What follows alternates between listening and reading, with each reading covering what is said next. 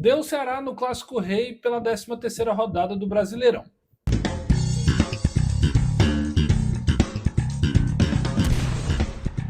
Meus amigos, vitória alvinegra contra o Fortaleza na Arena Castelão na noite deste domingo. Esse vídeo está indo para o ar já na segunda-feira, então ótimo dia para todo mundo. Deixa o like, se inscreve no canal, ativa as notificações. Muito obrigado a você que está inscrito no canal. Se você está chegando agora pela primeira vez, faz esse favor, dá essa moral para a gente. Quase 10 mil inscritos aí de volta após o retorno do futebol. A gente vai falar sobre essa partida, esse duelo entre Ceará e Fortaleza, que culminou aí com a vitória alvinegra mais uma vez, né? Agora são 9 jogos que o Ceará não perde para o seu maior rival e vai engatando, né? Vai emendando aí várias vitórias nesse período também. Hoje a gente viu um contexto muito parecido com o que a gente falou no pré-jogo, né? Eu não sou mãe de Ná, não fico prevendo as coisas, mas o nosso trabalho é tentar estudar, tentar entender o máximo possível e se aproximar ao máximo dessas projeções, né, dessas análises, principalmente essa pré-jogo que é sempre muito complicada, até porque no futebol há muitas surpresas, né? Há variações, há inquietações que acontecem e mudanças que podem gerar o direcionamento diferente para os jogos. Mas o que a gente previa, boa parte aconteceu. Talvez das coisas que eu falava, que eu imaginava que não fossem acontecer, era uma mudança drástica de sistema do Fortaleza. E veio. Veio com uma linha com 4 zagueiros, Brits, Kusevich, Mancha e Ávila, uma grande surpresa na escalação. 3 volantes, com Matheus Pereira, Sacha e Martinez. E aí o Fortaleza usou 3 homens mais à frente, Pochettino, Breno Lopes e Lucero. E aí, eu até, sinceramente, eu não consigo julgar negativamente o Vojvoda por conta da escalação. Eu acho que a ideia inicial de tentar estancar uma sangria, que a gente falava aqui, o Fortaleza tinha tomado muito gol contra o Flamengo, muito gol contra o Vasco, muito gol contra o Santos, 3 para cima eu tô chamando de muito gol. Tomou 2 gols contra o Cruzeiro, 2 gols contra o Bahia no último jogo, era a hora talvez ali de dar uma segurada na questão defensiva. E esse para mim é o primeiro ponto. Fortaleza veio com uma proposta incomum, diferente e que acaba no final das contas sendo eficiente. E quando eu digo isso, eu não estou dizendo que o primeiro tempo foi bom, o primeiro tempo foi horrível, foi um dos piores primeiros tempos aí dos últimos anos e tristemente no retorno do Clássico Rei à Série A do Campeonato Brasileiro, mas era compreensível entender que o Fortaleza veio para não tomar gol no começo do jogo, não se expor tanto ao ponto de dar a possibilidade do Ceará sair na frente logo e dominar as ações ao longo do jogo todo. Fortaleza veio com uma proposta muito mais discreta, usando a ligação direta, tentando jogar com o Lucero lá na frente, mas ofensivamente uma partida nula do Fortaleza, zero. Competência do sistema defensivo do Ceará também. Muitos cortes, muitas interceptações, time muito concentrado, muito ligado. Mas um Fortaleza inoperante, inexpressivo com a bola. Inoperante, assim. Um time que não teve o que fazer. Chegou 2 vezes com bolas próximas à meta do Bruno Ferreira no jogo. Nenhum chute a gol. Nenhum chute na direção do gol. É muito pouco para um time que disputa a Série A, principalmente com o quilate dos jogadores que tem o Fortaleza. O Ceará veio com a mesma ideiazinha ali do padrãozinho Léo Condé. Um time exatamente igual, sem nenhuma novidade e com o mesmo sistema de jogo. Um time muito concentrado naquilo que tinha que fazer. Acho que o Ceará perdeu, desperdiçou oportunidades de atacar o Fortaleza no primeiro tempo. Ficou aquele jogo meio travado, né? Muito meio campo povoado. A defesa do Fortaleza também muito sólida, né?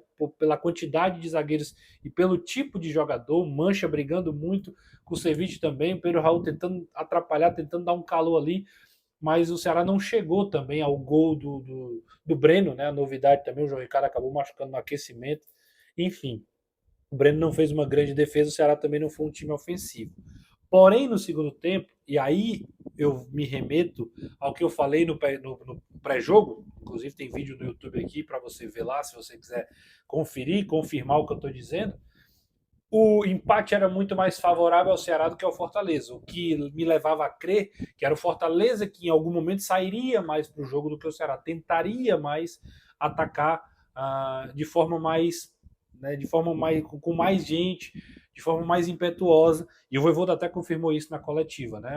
A gente precisou sair mais, saiu mais e começou a se expor e começou a dar ao Ceará o que ele queria.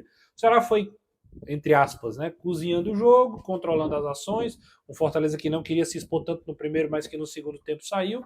Aí o que é que acontece? O Ceará vai lá e começa a ter oportunidade de gol. E no segundo tempo foram 4.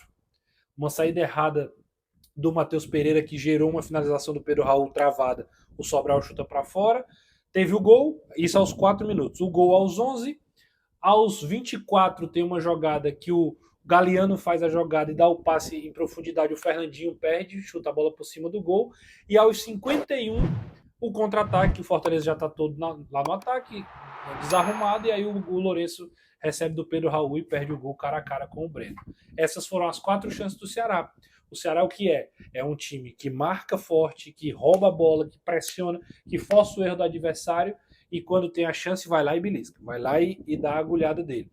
Não é um time que cria tanto, não é um time que chega tanto, é um time inclusive muito pragmático, que é um parêntese que a gente faz aqui, mais para frente pode ter problema, é bom que se diga, não é a vitória que pode iludir, mas é um time que quando tem, precisa de poucas oportunidades para ser letal. E hoje, mais uma vez, uma jogada do Pedro Henrique, em uma saída errada do Kusevich, o Pedro Henrique faz a jogada, sai da esquerda para a direita, dá um passe.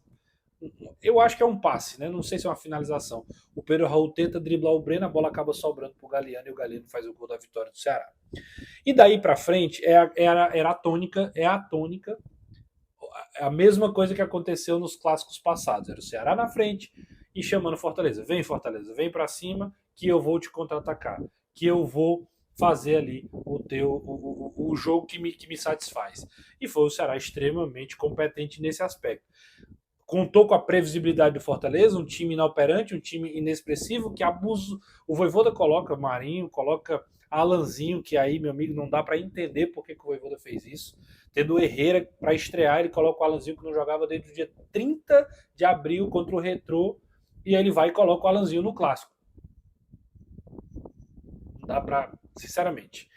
Aí fica o Davidson no lugar do Lucero, o Pochettino circulando e o time jogando bola na área. Aí o Ceará, meu amigo, bola cortada pelo Marlon, bola cortada pelo William Machado, os laterais também muito fortes nessa marcação, nessa proteção, e o Fortaleza sem finalizar de forma alguma. Um jogo muito desenhado para o Ceará, como a gente havia previsto. O Ceará saiu na frente e aí o jogo vai para o seu controle e levou até o final, garantindo a vitória por 1-0, que deixa o Ceará nada mais, nada menos com que 18 pontos, 8 a mais que o Fortaleza e com um jogo a menos do que o Fortaleza. Só para a gente comparar os dois no Campeonato Brasileiro. Fortaleza se vai se afogando numa crise praticamente sem fim, praticamente aí sem precedentes, inclusive nessa era Vojvoda. A gente vê um time extremamente perdido, ninguém sabe o que, é que vai acontecer, um time batido, um time apático, que não tem soluções, que vai. O Vojvoda vai tentando fazer mais do mesmo, e quando tenta uma coisa diferente, voltar para uma coisa lá atrás, como foi o caso do Alanzinho, né? Que eu acho até que o Alanzinho não é o problema de forma geral. Tentar uma coisa diferente com o Alanzinho, tá no elenco, pode jogar, ok. Mas por que agora? Por que exatamente nesse momento e não nas partidas passadas, quando se pedia a entrada dele? Será que ele treinou melhor que o Herrera? Ele treinou melhor que o Pikachu, que não entrou hoje? Hoje era pro Herrera jogar. Era o que o Fortaleza tinha de diferente. E ele coloca algo muito mais pragmático e previsível, que não deu certo. Já o Ceará agora vai para uma sequência mais difícil, mais complicada, mas pelo menos com uma gordura maior. Vai jogar contra o Corinthians sem Pedro Henrique, que tomou o 8º cartão na temporada. É inacreditável que o Pedro Henrique toma de cartão. Sem o Pedro Raul, porque já não podia jogar, ele aproveitou, tomou o 3º cartão também, mas precisa recuperar a perna, porque o Ceará vai precisar mais nesse Campeonato Brasileiro. Não adianta fechar os olhos porque ganhou de novo do Fortaleza. Não adianta fechar os olhos para as limitações que o Ceará tem em termos de quantidade de elenco. Eu estou nem criticando o time, que para mim, de novo, o primeiro tempo não fez uma boa partida como foi contra o jogo contra o Sport. E não são as vitórias do Ceará que vão me fazer fechar os olhos para isso. Não é querer ver o lado ruim quando se ganha. Mas também não dá para a gente ficar só dizendo aqui que está tudo bem, porque virão desafios maiores e mais difíceis, mais complicados, e é preciso que esse alerta seja ligado também, mesmo quando se ganha. E ganha-se com justiça do seu maior rival. Para o Ceará comemorar, para o Fortaleza lamentar bastante, e agora para os dois casos esperar o que é que vai acontecer nos próximos dias. Confesso que estou muito curioso aí para saber.